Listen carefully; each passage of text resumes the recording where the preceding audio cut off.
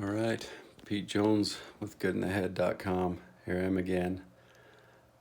Glad you're here watching this, and I hope that I say something that helps or inspires someone somewhere, just like so many people have inspired and helped me along the way.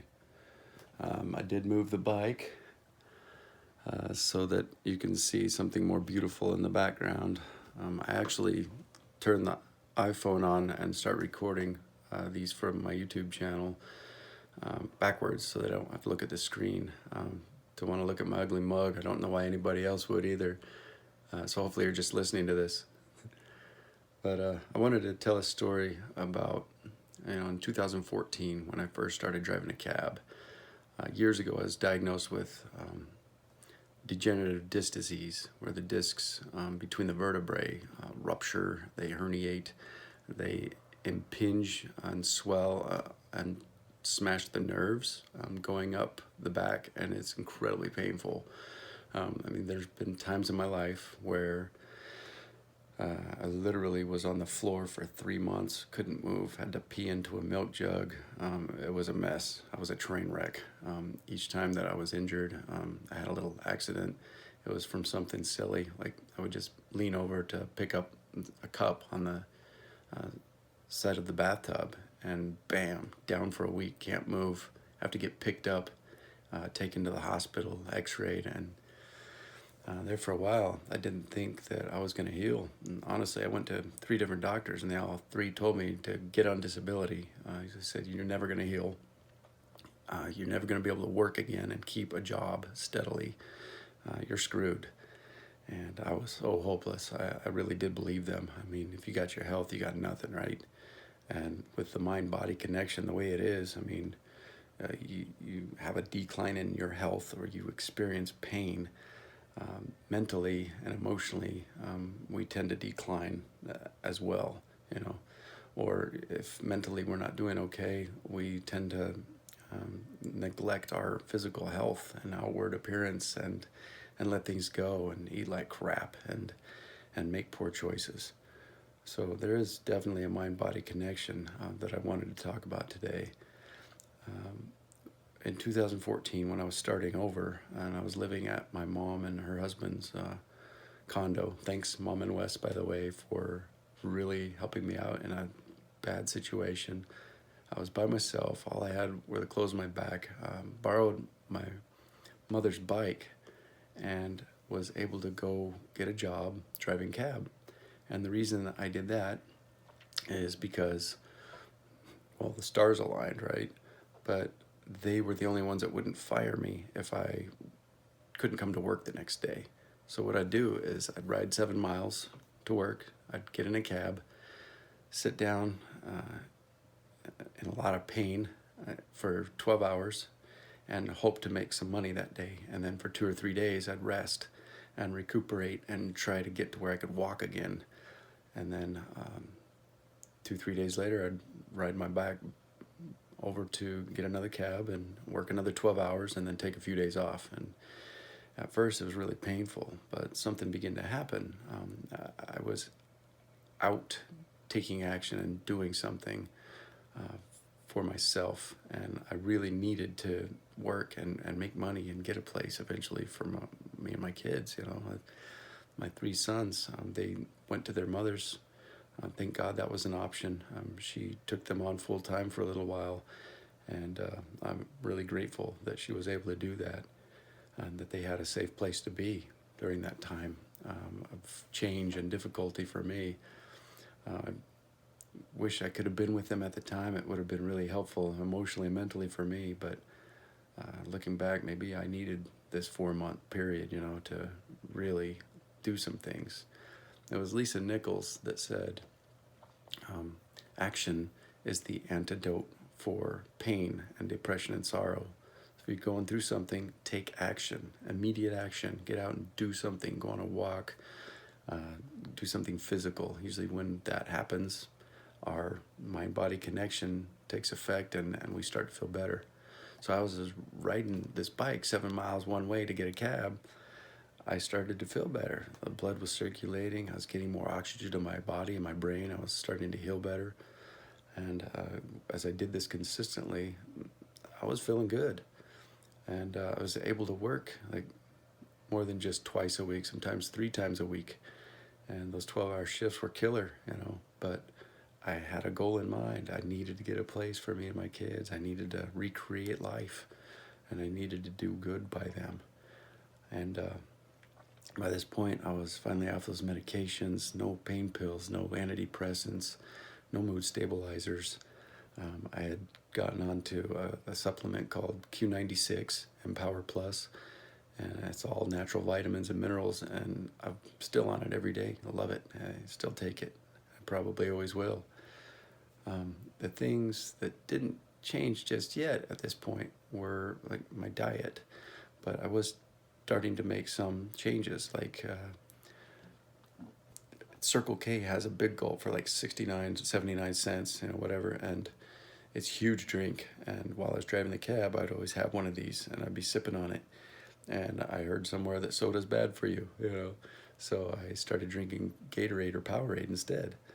And I was talking to one of my passengers one day in the cab, and I don't know who this guy is. I wish I did. I'd thank him. We didn't end on good terms, as it was on that trip, the one trip that I actually took him somewhere. But he saved me. He helped me and empowered me so much with just a little bit of information that I'm going to share.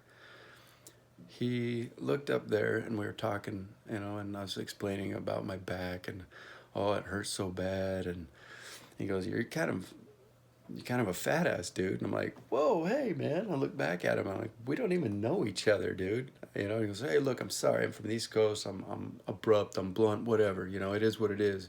But, you're kind of overweight. I'm like, yeah, I am, dude. And thanks for pointing it out. What a jerk, And, he then looks up and he goes, well, I see you're drinking some soda there. And I'm like, actually, Gatorade, Powerade, it's good for you. It's got electrolytes. And he goes, what are you, stupid? I'm like, whoa, dude. Again, we don't know each other like that.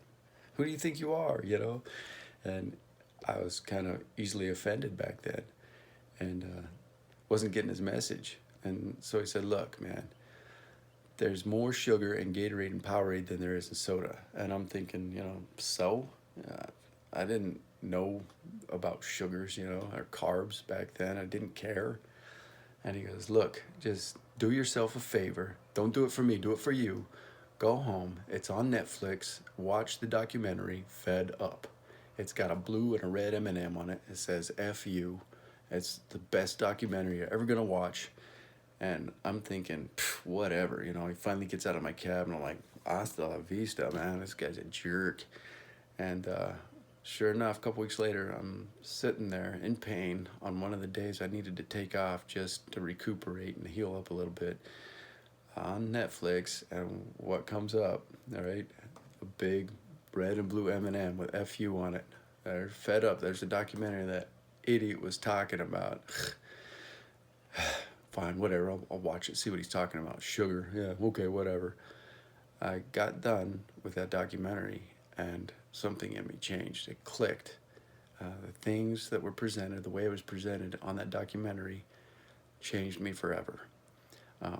It educated me on some things that I needed to be educated on, and I immediately changed my diet. All I would eat was oatmeal with blueberries and banana. I got rid of milk because there's actually a lot of sugar in milk. I started using the sugar-free almond milk in my oatmeal. And I started doing chicken sandwiches with no bread or bun for lunch. And then at dinner time, I had cans of chicken from Costco. I mean, all these aren't the best, but it was a lot better than what I was doing, I promise you. Nothing but fast food, donuts, Twinkies, Hostess pies all the time, every day, man. And of course the Powerade, because Powerade and Gatorade are healthy. It has electrolytes. And anyway, within 6 months, I'd lost 60 pounds. So I went from 250 pounds of unhappy, unhealthy, depressed blubber to 190 pounds of shredded meat and bones. my family started to worry about me, asking me if I was on meth. They said, "What are you doing? You know, you need to stay away from drugs." And I was like, "No, I'm not taking any drugs. What are you talking about?" And they're like, "Dude, you're so thin, and you've got like this muscle that you've never had, this tone, this definition." And I was like, "Yeah, it's cool, huh?" And they're like, "You need to get off the drugs." And I'm not doing drugs. And I explained, the Fed Up documentary and how I had changed my diet. And they're like, "Are you crazy? That sounds really miserable." And in all honesty, it kind of was sometimes. I really love donuts. I love those Twinkies. I love the junk food, the sugars, the carbs. Oh my God, just thinking about it, my mouth's watering. But what I love more is being healthy, living longer, having longevity, an energy level that just never quits. I'm a better lover, I'm a better person, a better father, because my energy levels are completely different. My health is different. My brain, my chemistry, my hormones, all these levels, my blood work at the doctor, it's completely different than what it used to be. My life is different. And because of the mind-body connection, I had to at least get this message out, hoping that someone else will see it and try it out at least, just give it 6 months, give it a year, give it a lifetime, see what happens. Unfortunately, Fed Up is no longer on Netflix. I think that the show probably hurt the sugar industry, and I'm sure they were paid to take it off. Who knows? I'm just assuming now. But I did buy a copy of it, and it's one of the best things you could ever watch, I promise. Try it out for yourself. This is just one of the many tools that I love to share with people who are ready for change, who want to be healthier, who want a different lifestyle. If what you're doing isn't working for you and it hasn't for years, why not try something different that has worked for someone? Success leaves clues, and so does failure. I can reverse engineer my life back to years of failure and see where I was going wrong. Now, hindsight's 2020. But since 2014, I can reverse engineer my life and look back to the small little steps, one at a time, that I was taking along the way. And, the Fed Up and changing my diet was one of the first steps that helped me on this journey to building and creating much more meaningful, fulfilling, passion-filled, awesome life than I've ever lived before. So check it out. This awesome documentary. Buy it. Buy it for someone you love. Give it away to everyone you know. It's worth it. And together, we can do so much more than we can alone. With the support and help and acceptance and love and empowerment that we can all share with one another, great things are going to happen. We used to live in the information age, and now we have an overabundance of information and an underabundance sometimes of wisdom. But when wisdom is shared and something piques your curiosity or piques your interest, and you think, wow, hey, maybe that's wisdom and not just information, check it out. Dive deep into it. Maybe it's something you can try out that is going to work for you or someone you love.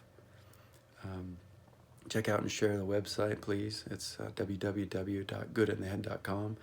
And have a passion-filled day. Make it a great one. Never know, could be your last. Never, ever know. Remain and practice being good in the head always. And peace and love to you all on this healing journey that we're all on. Have a great day.